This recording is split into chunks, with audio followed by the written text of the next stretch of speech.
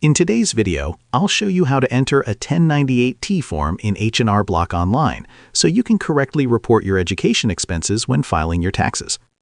If you received a 1098-T from your school, it usually means you may qualify for certain education-related tax credits. The good news is that adding this form inside H&R Block is straightforward once you know where to find it. Let's go through the process step by step. First, log into your H&R Block account and open your current tax return. Once you're inside the dashboard, look at the top menu and click on the Federal section. This is where you'll enter most of the information related to your tax filing. Inside the Federal tab, the first area you'll usually see is Your Info. This section asks for your personal details, such as your name, filing status, and other basic information. Take a moment to complete everything carefully.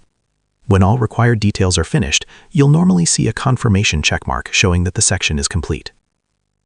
After that, move on to the Income section. The platform may ask you a few questions about how you earned money. Simply follow the prompts until you reach the main income page. On that page, you'll see several categories for different types of forms and income sources. Instead of scrolling through everything manually, the fastest method is to use the Search Form feature.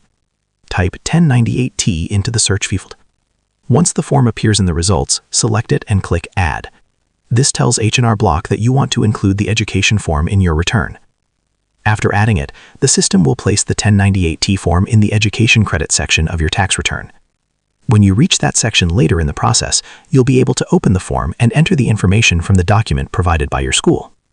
From there, you simply follow the prompts and fill in the numbers shown on your 1098-T. H&R Block will automatically apply the information and determine if you qualify for any education-related tax benefits. Taking a few extra minutes to enter this form correctly can help ensure your tax return is accurate and that you don't miss potential credits. And that's how you enter a 1098-T form in H&R Block. Share this video and subscribe for more helpful tutorials.